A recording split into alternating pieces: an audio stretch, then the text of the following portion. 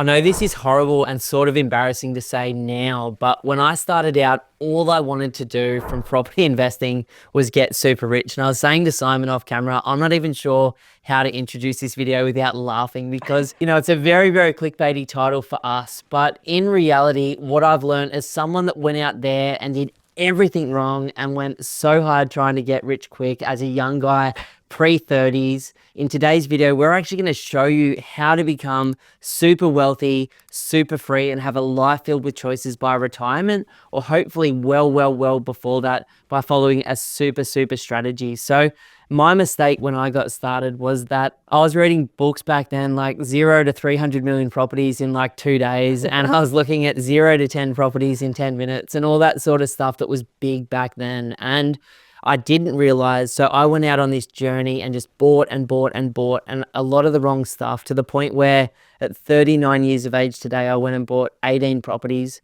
most of which I no longer own because I did way too much.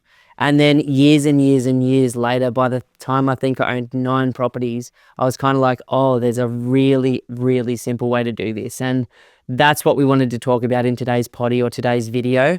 The simple path to creating a life filled with choices, financial peace, financial clarity, financial freedom, and ultimately a retirement where you're not like everyone else ending up with 300K of super, which is about 20 grand a year for retirement. And you're ending up balling out, taking those trips, spending time with your kids, your grandkids, being healthy, being generous with your friends, being generous with charity, and living your best life. So sorry for the shitty title, guys. I'm not going to lie. It's not my best, but let's have a bit of fun with it.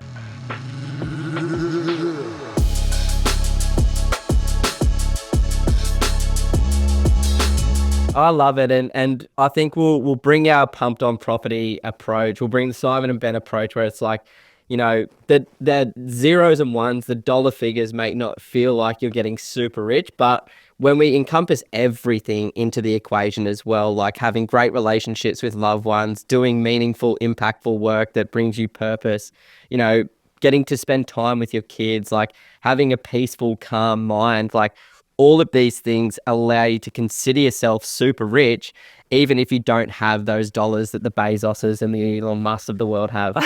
And based on the strategy that we are going to talk about today, like in 45 years time from implementing this, the portfolio, will be worth 18,868K, and someone will be sitting on $284,000 a year in income. So, that's a phenomenal position to be in down the line. Pretty damn rich if you're getting started pretty young at the moment. So I love that. And, to kick things off, starting with accumulating a property portfolio is where we all need to begin. But even before you start buying, you've got to start planning to get into the property market. And I think listening to podcasts like this, watching YouTube videos like this, going out there and talking to a mortgage broker or talking to a buyer's agent to start to get a real snapshot as to where you're at financially right now and what you can actually do. Because at the end of the day, we've got to start somewhere. And, not everybody's earning ridiculous money at the beginning of their investment journey. In fact, it's more often than not the opposite. You're earning the lowest amount of money throughout your career,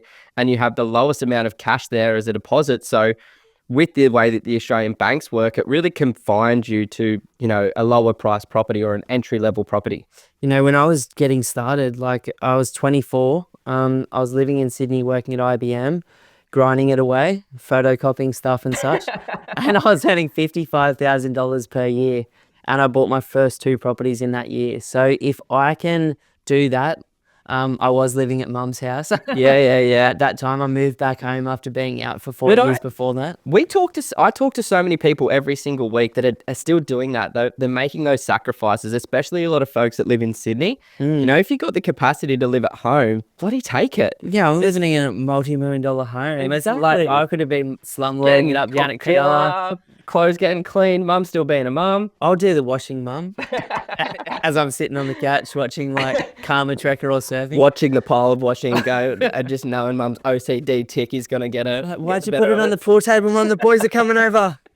But I was the same, like at 24, 25, first job out of university was with you at Pumped on Property. And, at the time, I think it was 55 grand a year was my starting wage. Generous. I know, right? Jeez, look at this guy. But I had minus dollars. We've told this story in the past. Like, I moved up to Queensland from Sydney with debt. I had a massive HEX debt, and I was borrowing money off my dad to pay for petrol to drive my car from Sydney That's to the phenomenal, by Sunshine the way. Coast. Yeah, I love that. And, sitting down with yourself and with Crystal and with our mortgage brokers at the time, it was Aaron back then, and going, okay, well, you need to be earning X amount of dollars, which 55 was enough for me to be able to service the first property purchase up to $400,000 back then. That was back in 2018. And yeah, I needed about a $35,000 deposit. And I think fast forward, how many years? 8 years now, 7 years now, obviously inflation, that has had an impact positively for wages, but also for property prices. So those numbers do need to be quite higher than what you and I got started with back then. And when I started in my career, and same with you, like, you're learning, it's basically an apprenticeship that you're getting paid for. Yeah. And slowly over time, your skill set increases, your knowledge increases, like what you're focused on increases. And, all of a sudden you are earning 80K or 100K or a couple of $100,000 a year. And that's the pretty cool thing about like everyone listening to this, being on a trajectory of learning and growth. So I think you're right. Like, even before we talk about the first step, which is accumulating or buying the properties that will make you free in the future, there's the crappy part about investing at the start, which is saving your first deposit. And then there's planning, and planning was very overwhelming for me at the start. Doing it alone. Just, Australia's a big market. And then it's like, well, which state, which city or regional market? And then within that city, if it's like Sydney or Melbourne, there's a north, south, east and west. Should I buy closer to the city? Should I buy on the beaches? Should I buy further out? And then within that, once you choose an area, then it's sort of that next step of, well, which suburb? And then, well, what type of property? So that was very, very, very overwhelming. And that's why through our website, if people want to jump on it, you can scroll down on the first page and there's the 60 hottest suburbs in Australia for 2025. That can be a really, really good place to start with some really high quality, affordable suburbs, depending on which state people want to buy in, if they're doing it themselves. Find that little needle in the haystack. Yeah, like, I analysed 4,222 suburbs to find those 60, and they are red hot for the types of things that will work for people longer term. And statistically speaking, they are really undervalued suburbs. But to, simplify the planning phase, we have a long-standing history of Australian property data now, and we clearly know that, buying houses on a big piece of land in well-populated locations consistently works over a longer period of time. If you can't afford to buy a house, then, there's data to suggest that townhouses in major metro markets can be a good backup option as well. And, those property prices will start somewhere from about $500,000 in Australia and go up to as far as you want to. But I think for today, we'll start with a simple entry-level house on a 600 square metre block of land in a market like Brisbane, Melbourne or Perth for $700K. So the strategy that we sort of wanted to talk about today is exactly what you just said, which is we buy the first property in the first stage, which is accumulation, for $700K. Now, I like the same markets that you do. And in most of those markets, you're going to get between about $550 to sort of $600 a week in rent. So we've gone out there, we bought that first property, and like myself, like yourself, who went on to buy multiple properties after that, you kind of very, very scary, and then you get used to it. And I know a lot of people listening to this are like, man, I already own my own home or a bunch of investments, and that's cool as well. But yeah, like, you save some more money or the property value goes up. And then the second step in that first phase is to go do the exact same thing again. So another $700K property that rents for roughly $600 a week. I think a lot of people have this theory that they need to diversify. They need to change their strategy. And whilst this works, especially for high net worth individuals that have been doing it for a long time, you want to spread that risk. But, myself personally, I'm more focused on becoming an expert at one thing and really understanding the nitty gritty and the nuances associated with one thing, because that knowledge will be transferable across. So, a lot of people go, well, shouldn't I diversify for that second property? Shouldn't I do something different? I like to, take Warren Buffett's advice, which is super brutal here. And he goes, diversification is a hedge against ignorance. It's for those who don't know what they're doing. Yeah, 100%. And that's what the index fund is with trading. And that's what he's really talking about. But with property, if the wheel ain't broke, don't fix it. You know, you may have to, depending on how long it takes you to get to that second one, transition markets, depending on real estate cycles. And that's taking things to a whole nother level. But you want to accumulate these properties as soon as you possibly can in a safe way. And so getting out there for the second one, and let's hypothetically assume that that's another 700K property that rents for $600 per week, ideally a house or a townhouse in a great capital city. And you know, continue to live your life. You know, once the work's done, you completely enjoy, rest, recover, holiday, do Pat all yourself on the back. fun stuff. Like for every property I've ever bought, I've always gone on a overseas holiday, basically. It's really important to stop and smell the roses and appreciate the big goals. Like buying a property is the biggest goal that we all set for ourselves. But I find a lot of ambitious people, they do it and they're immediately thinking about the next one. So I love that you say that. Yeah, and like I'm one of those people as well. Like I really didn't celebrate as much as I do now. Like I'm aware that it requires a huge amount of energy to pick the right market, suburb, find the right property, buy it, go through that huge emotional roller coaster of, you know, using equity or using your cash and just buying it. And normally when it's done, I'm pretty exhausted for a small period of time. And then you get time to recover, recuperate, rest, and then you go again. And so in this strategy today, to sort of end up completely financially free and very, very wealthy in retirement, we then shake the dust off the first and second properties and we go buy one more. Again, you know, this might look like Brisbane, Melbourne, Brisbane, Melbourne, Brisbane, Perth, whatever you want to do, like based on the stuff that we talk about in other videos. But a third property worth 700K that rents for $600 a week. So when we complete that accumulation phase, 99% of the work that you'll ever do as an investor is theoretically over. Yeah. And the hardest thing for myself and many, many other investors is knowing when to go, enough's enough. And I think everybody wants more. You know, there's a study from like a happiness study that was done, and it's like asking people, what would be your ideal salary? And it's whatever they earn right now plus $150,000.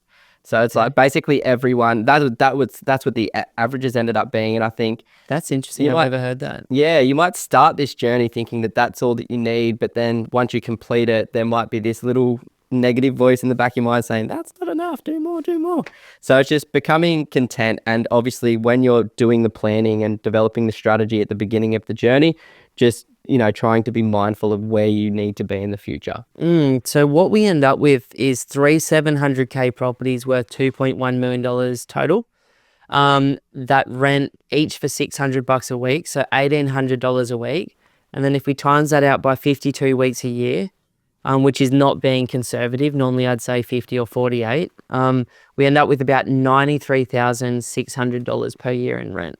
And that completes that phase. Now, for every single person that I've ever met that's completed that phase, which you and I both have, the tricky bit is in that phase, you're saving, you're planning, you're talking to advisors, you're buying, you're reviewing the market. It's very fun. It's very stressful. It's high cortisol. It's all of that epic dopamine stuff that our body loves. Real tangible as well. Yeah, it's like I thought about this and then I made it happen and I did it. And it's like, absolutely. And then it's like, well, how do I transition into the second phase, which is called the consolidation phase?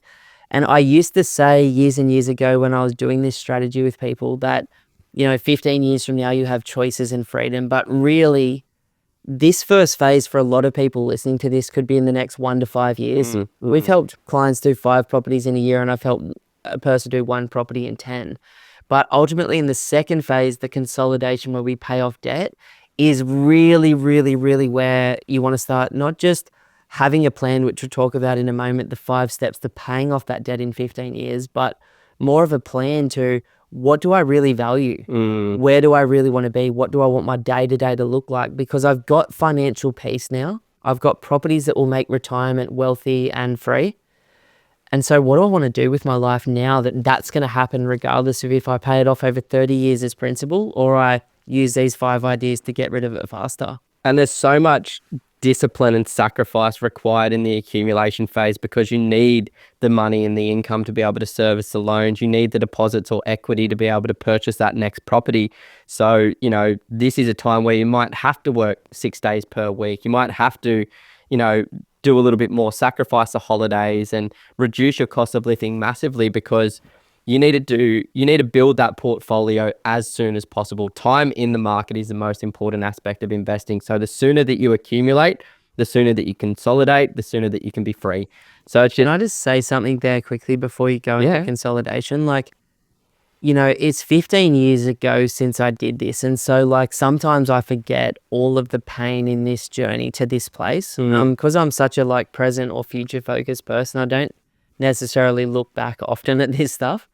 But I was working 3 jobs at that time. I Mm. was living at home with my mom or my wife's parents to, like, save money. I was constantly looking at my spreadsheets and realestate.com and reading articles and listening to blogs. Oh, not listening, It's but reading blogs. non-stop. I really was, like, I was at the gym listening to every Yeah. podcast. I was reading the books. I was, like, calling agents. I was volunteering in real estate on the weekends. Like, I'm not saying that that's everyone's journey, because that definitely wasn't yours. Like, you learnt from my experience and you did it differently. But any way you look at it, the first time you're saving money, especially when you're on a lower wage and you're sacrificing things that your friends aren't sacrificing around you, it's just rough and it's pretty lonely as well. Yeah, exactly. Like when I reflect on that time as well, like, yes, it was different and I wasn't working multiple jobs, but you know, I was, 24 years of age. A lot of my friends left school in grade 10, grade 11 to go do a trade. Now they're fully Yeah, great qualified money. tradespeople earning over $100,000 per year, and I'm fresh out of uni with this HECS debt and try and do it. And they're like, let's go get a rental property on the water on the Sunshine Coast and just like live it up, have parties and stuff. And I had to say no to that sort of stuff. And, I was working a new career, a new job in an area that I knew nothing about. So I was learning everything that there was to know about the residential property investing space whilst finishing my university degree part-time on the other side as well. And then still trying to do all of my personal development and things like that. A lot going on. So it's just, there's no easy way to get there. That's like when we look back at it and, everybody's got their own unique path, but there's always sacrifices that need to be made, and you do need a really strong level of discipline to be able to make it happen. I talk to a lot of people. I think we've talked to about 10,000 odd investors now. And as we talked about in the previous podcast, like, we probably talked to 4 or 5,000 of them that are millionaires that have already done this. And a lot of them, did I say 1,000? Yeah. It would be. 5,000, yeah. Yeah, it would be. And so many of them we've actually helped execute this strategy for. And if you're lucky enough to be born with money, then the scary part of buying is getting your parents on board as a guarantor, or learning the skills, because there's still like a knowledge and skill gap there, even if you've got cash. And that makes it hard. Like, the skill gap or the knowledge gap makes it like really overwhelming and you get caught in your head. If you're more like me and Simon, that sort of started this journey completely on our own, like came from an incredible family, but had to save the money ourselves, work it out ourselves. Like, our no one in our family that I know has an investment property at all. Do you? They didn't until 2011. Yeah. And so, like, I was just figuring everything I out on always the talk fly. about it. Yeah. And so with that, if you're starting from scratch, the hard thing on that side is like learning to save, breaking your like habits around money, breaking the hereditary line or the things that you grew up with. And it's like, either way, whether you're born with the money, you inherit the money. Like, I've worked with 18-year-olds that have just inherited a huge amount of money. And half of them I've refunded their cash once they've worked with us, because, like, even though I've got it, I'm petrified of what to do with it because I don't have the knowledge and the skills. And so, like, it's just hard is what I suppose I was getting at with all that. It's hard. And the other thing is it takes time. Like, you just cannot get rich quick. And, if that's what you've clicked into this video for, then probably stop watching, because it just doesn't exist. Like, we are realistic about how it's going to happen. But the funny thing is as we transition from this accumulation phase to the consolidation phase, to talk about this idea of financial peace, which is, you've done the hard yards, you've sacrificed, you've been disciplined. Now it's time where you can take the pressure off, and everything that you needed to accumulate the properties, you almost need to forget in order to realize financial peace.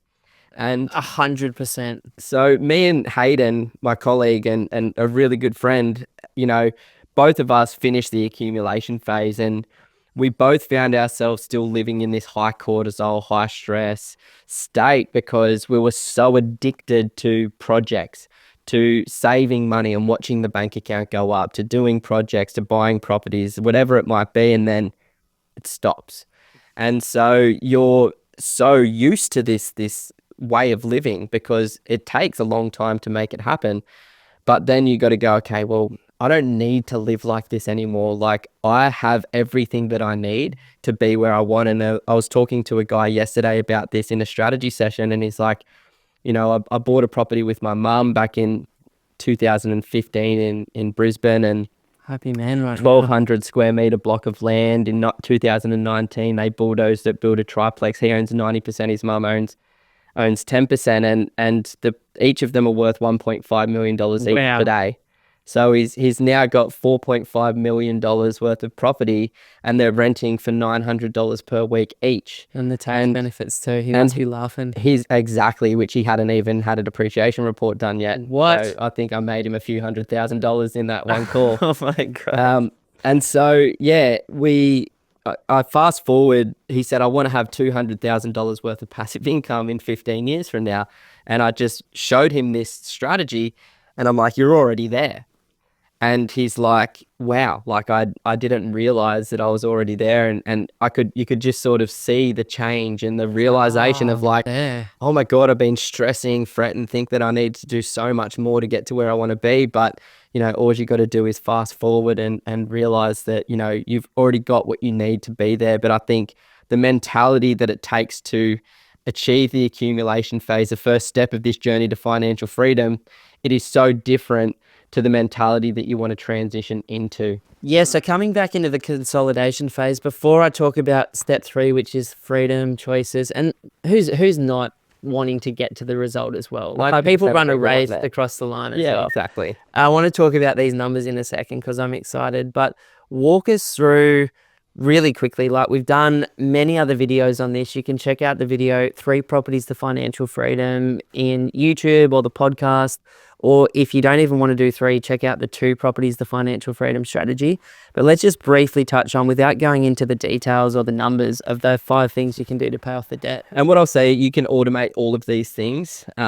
So it doesn't really require any action. It just takes care of itself. So you get your mortgage broker or bank manager to put the loans onto principal and interest, so they're naturally paying themselves off over time. Worst case, you end up free in 30 years. Exactly. You also put a little extra in as well, because let's be real, there's going to be a surplus of income at the end of every single year. So rather than, you know, blowing that on whatever it might be, you know, try and remain a little bit disciplined and push that extra bit of income into paying off the debts. Whether your accountant or broker tells you to set up an offset account or whatever it might be, just parking it somewhere that's going to keep it safe. And that shouldn't be arbitrary. It should be like, I'm going to do $100 a week per property, or 200 a week. It doesn't matter how much. It just matters the consistency over the next 15 years. Yeah, I love that. And then the surplus rent, which, you know, in the beginning, it may not be too neutrally or positively geared, because as we see 700K properties for $550 to $600 per week in rent, there's more often than not going to be negatively geared properties at the beginning, but that changes. As the debt goes down, as the rent goes up over time, that will turn to neutral to positive. And from our experience, you would imagine that at least 10 of the 15 years, the properties are going to be more than paying for themselves. Yeah, and that's the dream, and that's what people don't realize when we start. It's in the worst position the property's ever going to be at, hopefully, based on valuation, rent return, and debt. So things change significantly over time. Then the next one is tax. So, you know, beautiful tax incentives. So if you are building brand new properties or buying a modern property or building a granny flat, you can get some incredible depreciation benefits. Or if the property portfolio starts out negatively geared, you can also use that tax incentive to help pay down some of the debt as well. What we're trying to do is just capture any little bits of income that we possibly can to pay off the debt while still maintaining a great quality of life. And then I'll let you talk about the 5th one. Yeah, I love this idea. Like I've used this more effectively than the four above. Um, I like the tax benefits because the government gives them to me for free. I love the surplus rent because it's like the tenant just gave me that money. I like paying it off. But partner properties is what I've really excelled at in my own portfolio, and it's what's enabled me to get completely financially free in 15 years from not knowing anything to today. And I'm not talking about millions and millions of dollars of freedom. I'm talking about enough to cover phones, cars, food, my house costs. Like, and that's all I really wanted. And then I love working. I love talking about property. I love You go helping mad when people. you don't work. Yeah, I really, really, really, really enjoy helping people, working, solving problems. I went around Australia recently and tested retirement for 6 months. And firstly, your kids don't like this fantasy of them wanting to hang out with you every single day and it's just your family is like your fantasy and definitely not your child's. It's a good look into what they want as well. They want to be moving forward. Yeah, we're wired to grow, and too much stagnation for children is like torture to them. And then sitting on a beach, I sat on Esperance, I sat on the most beautiful beaches in South Oz and WA and Victoria and New South. And it's like, I love being there, but like, I'm not castaway, like, you know what I mean? Like, I'm Nah. not ready to like fall in love with the ball and then we'll see Smicky like drive at it. It's interesting. I think there's this illusion of an early retirement, the fire community, and I've just talked to too many people that have got there and realized that they're still suffering from the same problems that they had before they got there, and it's time to start to think about it, which is why we talk so much about mindfulness and understanding this crazy monkey mind that we all have to operate with, and trying to settle it and silence it a little bit so we can act more. You know, the idea here is you buy an extra property or two. Let's say, for example, I bought a 500K property today. In 15 years, with a 5% gain per year, it's worth a mil. And then with that money, I pay the tax, pay the government a lot of tax, making that money for free without working. And then you pay the bank back whatever you owe on it, but you're still going to be left with a big chunk of cash. And I use that money to pay off my own home, to pay off my investments faster. So if it was $1 million property and over 15 years at 5%, it goes to 2 mil, you might have just cleaned up 500, 600K that you have not had to work for over 15 years. And these partner properties, in terms of getting to freedom and choices sooner, like if you want to get there in 20 years, do the first 4 steps.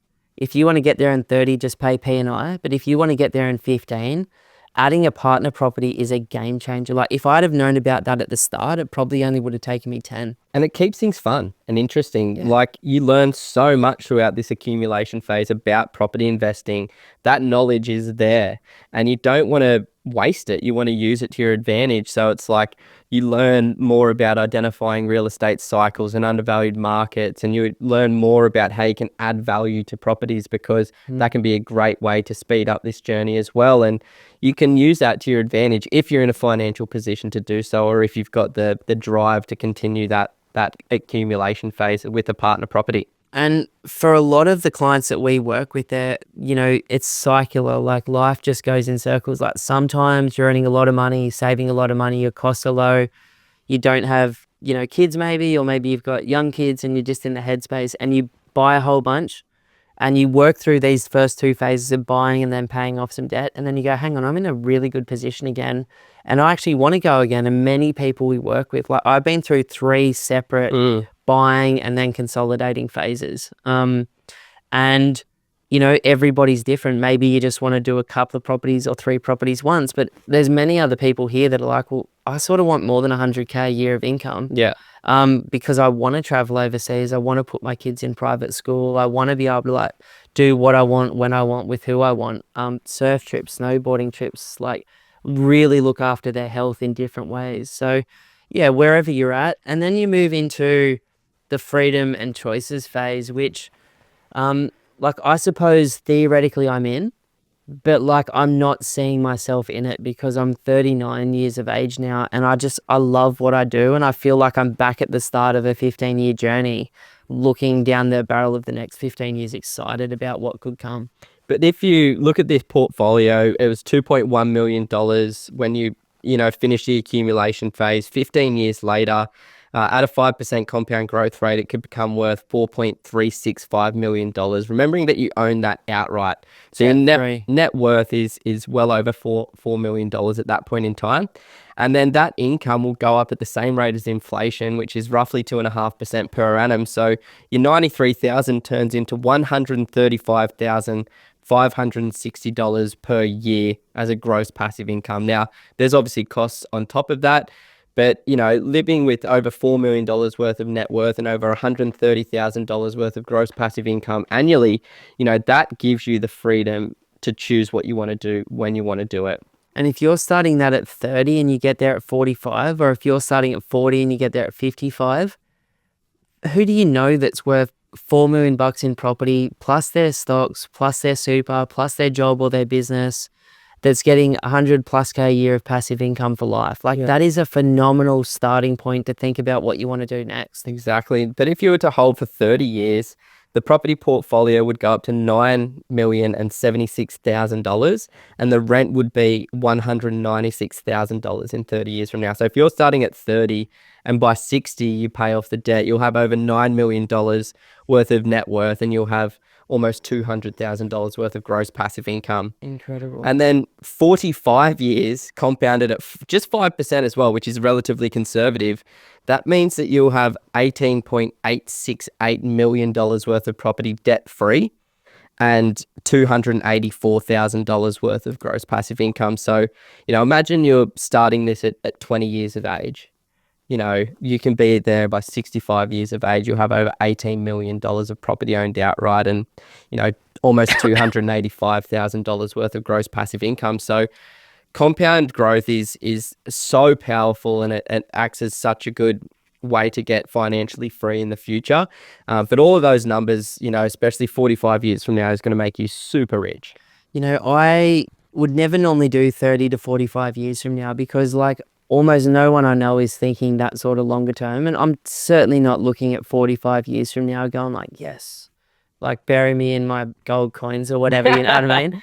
But I think it's important to note that you're not just setting this up for yourself because this journey will start with you, but it will end with changing every single person around you that you care about for the better. Or unfortunately, sometimes for the worse. Not everyone's going to want you to succeed on this journey and people will peel off as well. And the journey will go from you to the people around you to absolutely the service of others. And I think the reason I started investing and the reason we started this business wasn't to help people get super rich, although clients are getting wealthy, because you want someone we bought $550 million worth of property for over 1,000 clients. Between you and I think we bought 22 odd properties together or something like that in 15 years. It's not about any of that anymore. The original vision was if we can help people get financially free through understanding one thing really well, which is residential investment property in Australia, with a focus at the moment on Brisbane and Melbourne, then the more people that are free, that aren't living with fear, that aren't living in darkness, that are growing personally and not having to care about what they do for 40 hours a week to just make money, then people start looking at their values, what they truly want to do, what skills they have. I've worked with so many doctors, lawyers, engineers that are I'm doing this to get here. And in their mind, they're 30 to 45 years away from anything that they really want. And I'm well, if you do this in the next 3 years, if you just use your current situation to buy the properties that will make you free, then how could you spend the rest of your life? And I've had messages from doctors or from engineers that are I just stopped doing this job that was paying me 200 or 300K a year that was making me sick every day going into work. And now I'm just head of a non-for-profit, or I'm Doctors Without Borders for free, or I'm doing this or that, because you don't have to be financially free to have financial peace. And I think the more people can recognize that it is and it isn't about the money, the more you can have the choices. And people generally that are on their way to freedom don't just keep getting greedier and greedier and greedier. They keep getting more and more generous with their time, their ideas, their skill set in their career and their money. 100%. And that's what we want for everyone, really. Yeah, and this is one way to get there. There's obviously so many different ways to get there on top of this, but when you're at that beginning of your journey, it's hard to sort of see the forest for the trees, and that's what we hope that this video can do for a lot of people, and just get out there, step into action, start building a high quality property portfolio for the long term. Love it, bro. Thanks for today. G'day guys, my name's Ben and I'm the director here at Pumped on Property, and I just want to say a massive thank you for watching our content today.